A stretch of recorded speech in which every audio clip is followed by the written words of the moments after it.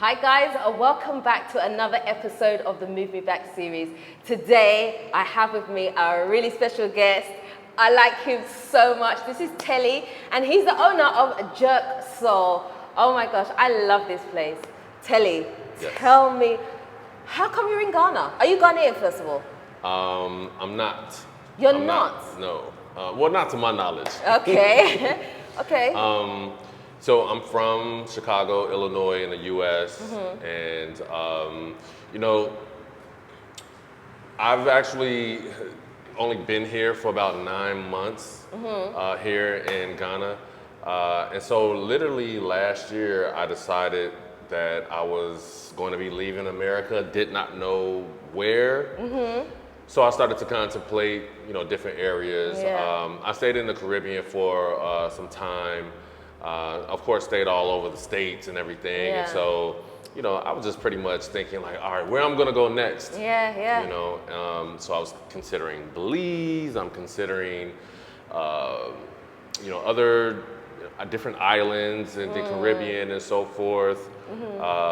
But I started to see these like really cool, I'm always on YouTube. Yeah. So I started to see. Because you do YouTube as well, right? I do. Okay. Check out Judah's Exodus. There you go. YouTube. Yeah, small plug. You know what? I started to see people like yourself. Okay. I started to see people like yourself on YouTube, just showing how dope Africa was and showing how dope Ghana was and everything. And so that's what kind of really sparked my mind about Ghana. And so I started to do a lot of research and decided to come here. Wow. So, but what about all the other African countries? Because there's loads of them. Like, why specifically Ghana? What drew you to it? Yeah, you know what? I've never been to Ghana before. Hold on. You'd never been, but you moved. Yes. Dang. Okay. Yeah. I'm a trailblazer.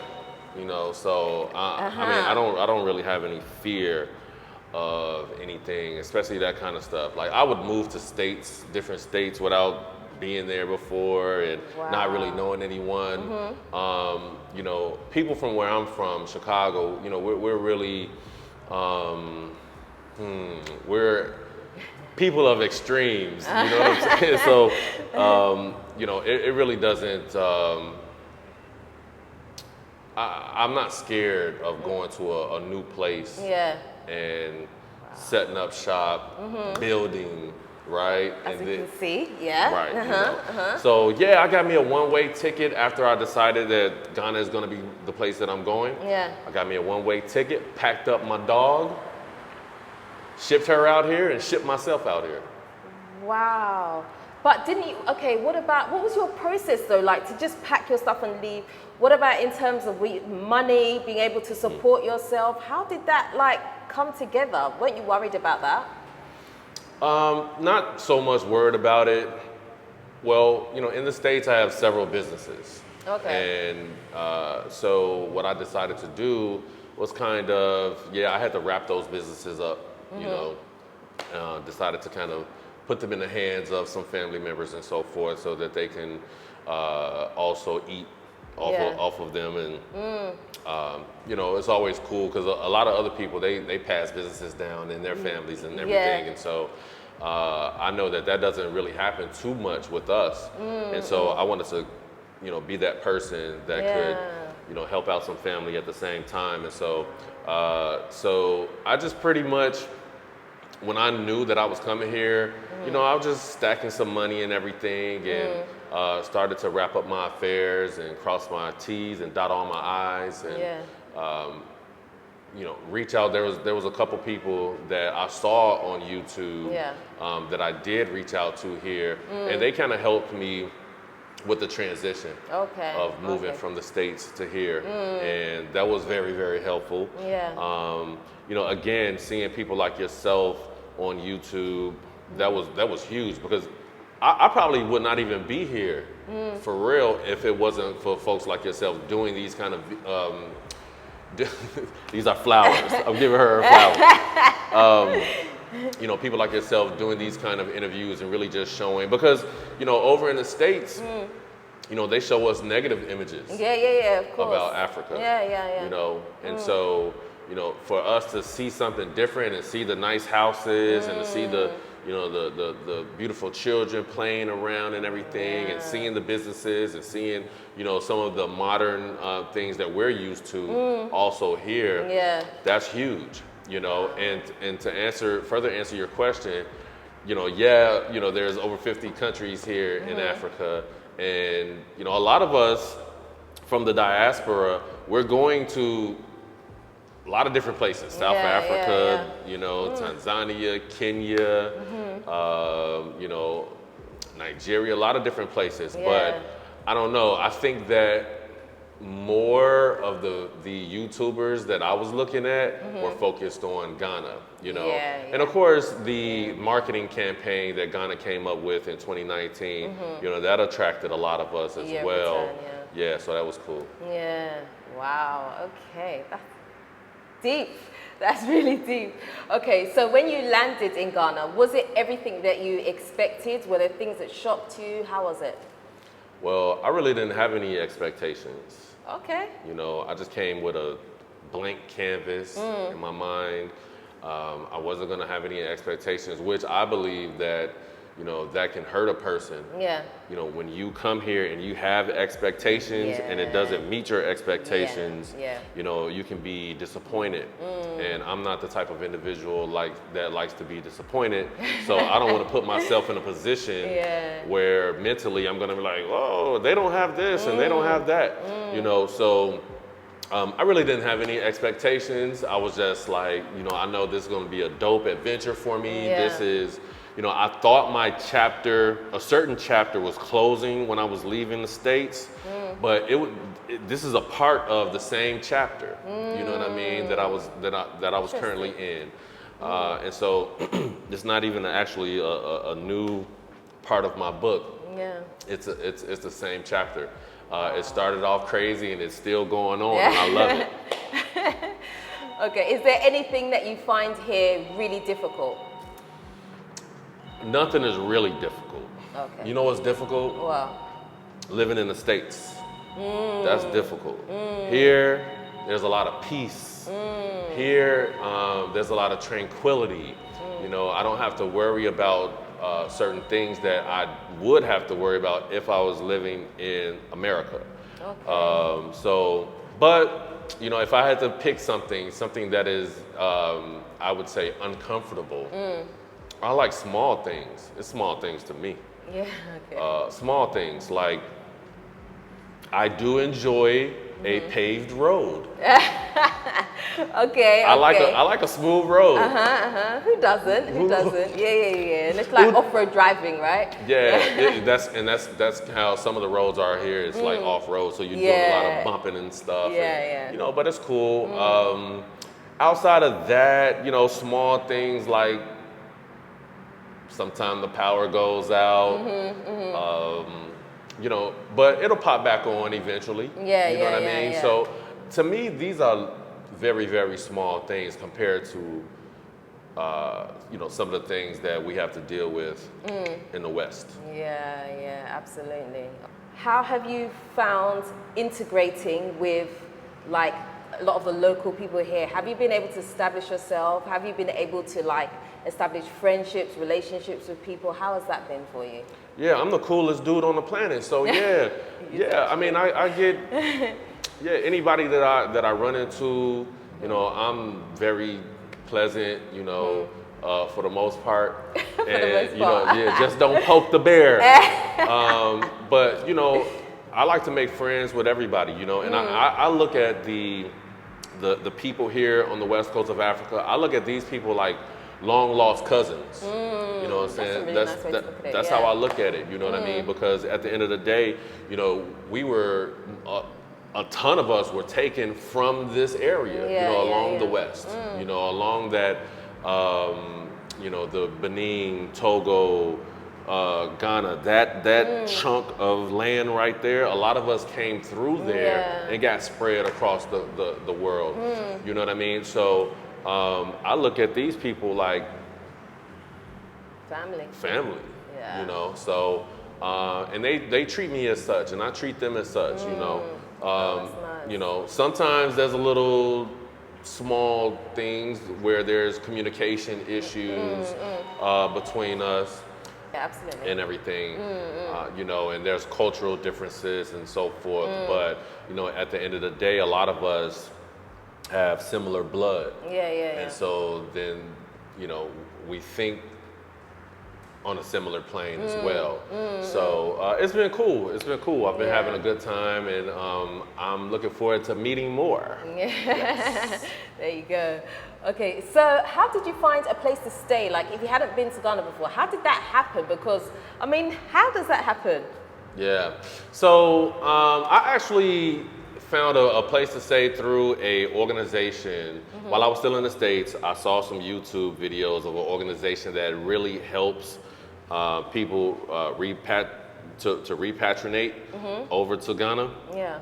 So I reached out to them, and you know, they helped me with, you know, getting my Ghana card. They helped me with getting residency. I had residency within a couple months of being here. Oh, wow. They helped me to get settled as far as learning the lay of the land, you know, going to, you know, where I need to go to find, you know, food that I want to cook, and just everything that you would need on your day-to-day for your life. They just kind of showed me the way and just kind of laid out a path, and that actually boosted my confidence while I was still in the States that everything was going to be okay. Yeah. You know what I mean? Because, you know, I would have at least a small group of people that had my back, you know, when it came down to, you know, setting up your foundation here. Yeah. So yeah, they oh, you know what? YouTube. That's how I found my house. Oh, really? Yeah, I spent my first 6 months in Cape Coast. Yeah. You know how I found my house? How? Tell me. A YouTuber. He was going around showing these homes that were for rent. And I was like, oh, this house, I could do this house right here. And so I contacted him, I emailed him, is that available? Yeah, it's available. And I had one of the people that I was just talking about actually go over and check it out for me. They said it was nice. It was on a nice block, you know, across the street from one of the chiefs and everything. And so I sent the money, locked it down, signed the contract, and so I had a place to immediately move into when I got here. And you weren't scared about sending money to someone you hadn't met yet? Nah, I wasn't scared. I know, I mean, a lot of people would be, and I understand that. You know, I just got a lot of faith. Yeah. Well, it's paying off for you, so it can't be that bad, right? Okay, so tell me, like, we're here, we're sitting inside Jerk Soul. How did that happen? Because you haven't been here that long and you've already established this amazing business. Like, how did that come about?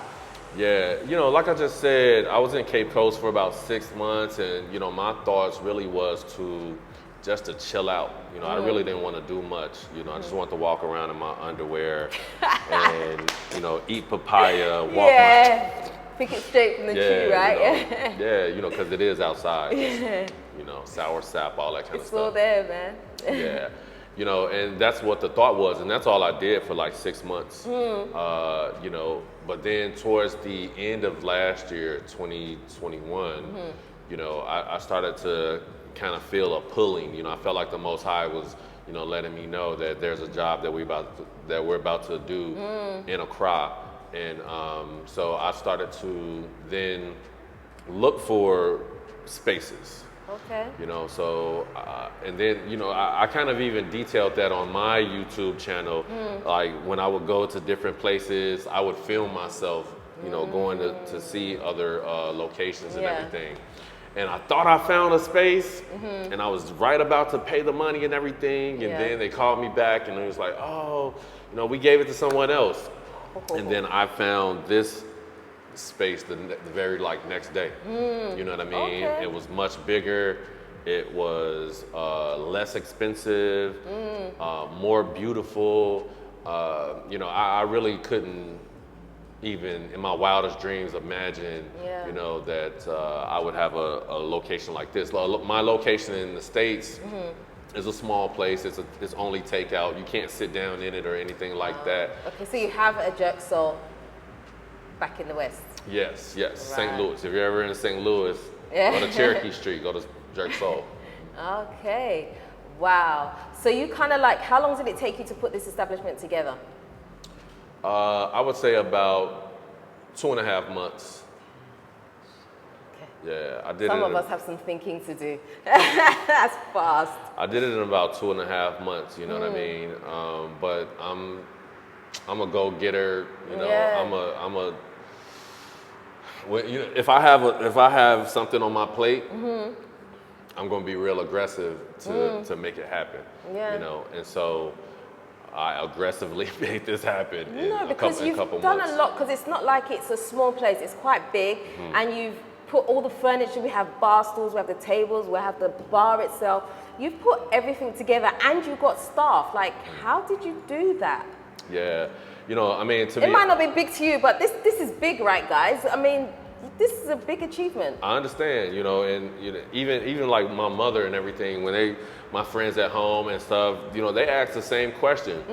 And to me, I'm like, you know, I blow it off like, I do dope stuff all the time, like, you know. Come on, man. What are y'all- Just big. Yeah, to me, it's like, you know, another day or whatever. But, you know, a lot of other folks have the same reaction. And I mean, I'm gonna just be honest with you. You know, I couldn't have and wouldn't have done it without the Most High. Yeah. Period, point blank. Like, Yeah. that's how I did it. Absolutely. You know, he's my everything. He's my power. He's the one who puts the battery in my back so I can go and I'll make things happen. You know, without him, I'd be in Cape Coast walking around in my underwear. I wouldn't even did this. But so he's my motivation, you know, and once he puts that battery in my back, I'm off. I'm gone. Yeah. Wow. So as far as getting all of the woodwork done for my furniture and everything, I went up into the Abri Mountains and you know, just sought out some of the woodworkers and everything. You know, they're really, really talented.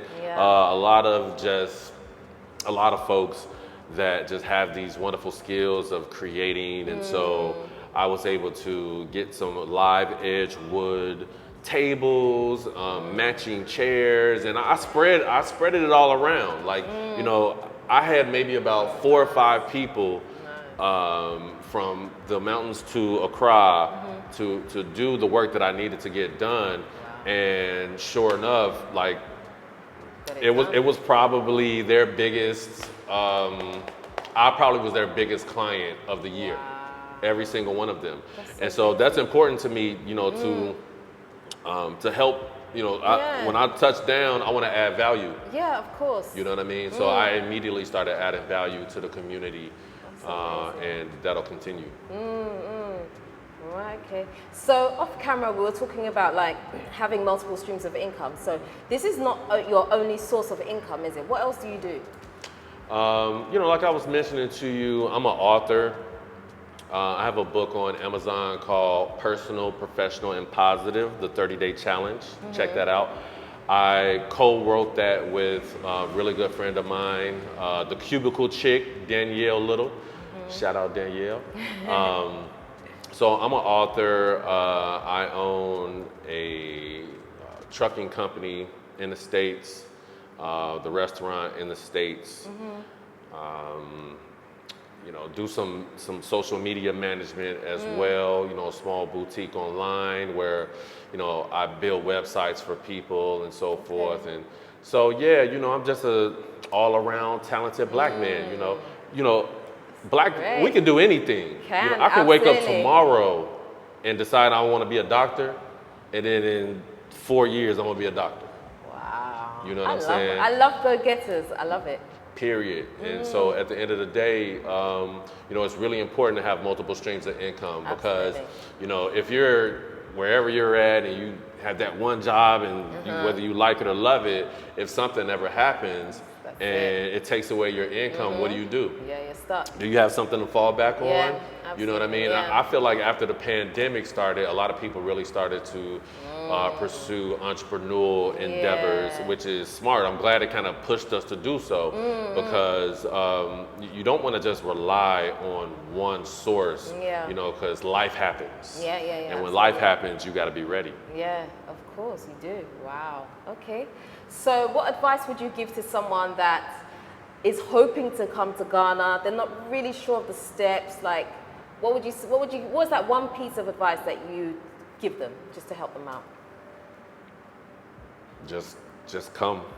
Just come. Just go. I mean, for real, like you just gotta go because, you know, if you don't, your mind you can talk yourself out of something you probably should be doing. You know what I mean? Yeah. A lot of us do that. You know, we overthink, you know, and I try not to overthink. You know, one of my best friends, Cash Flow, you know, he's really big on not overthinking things. You know what I mean? So I've taken that on as well, and I've seen it so many times where we definitely can talk ourselves out of something. And so, you know, if the Most High puts a spirit on you to make the move or at least visit, do it. You know, just do it. You know, you might not have to do it my way and just up and leave and everything. And but I think it's really cool to, at the very least, visit. Then you can really make an educated decision on whether it's the best thing for you or not. You know, and it doesn't even have to. It doesn't have to be Ghana. It can be. It So can be many. Mexico. It can be. You know what I mean? It can be the Caribbean, South America. It could. You know, it's so many other places that yield a better harvest for our people outside of the West. I hear that. I'll say it like that. I hear that for sure. Okay, so where can people find you? Well, online, you can find Jerk Soul, JERK _SOUL. You can find us on Instagram. Everybody keep telling me I need to get on TikTok, so maybe I'll get on TikTok pretty soon. You know, my personal YouTube channel is Judah, JUDAH''S, Judah's Exodus. Okay, that has a twofold meaning. One, on one side of the coin, you know, I'm Judah and I made an exodus from the West. And on the other side of the coin, Judah, in terms of, in a biblical term, is the tribe that got spread all around the world, right? And they're starting to make an exodus from the West back to the continent. I love it. I love it. Well, thank you for talking to me today. I've learned from you. I really have. Well, I've learned from you as well. Yes. I've been watching you for over a year now. Thank you. Yeah, I've been watching you for over a year now, so thank you very much for all of the things that that you've been putting out there and helping us, helping the diaspora to, you know, maybe even think differently and really just having a intriguing kind of mindset to be like, man, you know, maybe I'll come check it out, you know, and it doesn't cost much as far as like, you know, you can get a okay plane ticket as well, you know. I thought plane tickets was like super expensive and everything. It actually was not that much, you know, so thank you very much for coming to Jerk Soul. Here in Oyarafa. We are on the rooftop of the Oyarafa Mall. There's a panoramic 360 view of the Abri Mountains, and we're serving up some really good food. Seriously. Honestly, I've eaten here a couple of times and the food is so, so good. And I love the atmosphere. Like, asking, when we come, right, he turns off the lights because we don't leave. Like, he's like, oh, sorry, I did it by accident. He didn't do it by accident. He like chucks us out. We come and have a really good time here. They shut it down. I'd encourage you, if you're in Ghana, definitely come check out Jerk Soul. Food is amazing, ambience is amazing, company is amazing, everything is amazing here, so do check it out. But guys, that is the end of today's video. I really, really hope that you have enjoyed it, okay? If you haven't already subscribed, I would love it if you would do me a favor and subscribe to his channel and mine, okay? So please do me a favor, hit the subscribe button for me and the notification bell. And don't forget to also like, comment, and share this video. Until next time, I am out. Nuti Fafa. Peace. It means peace. Shalom. There you go.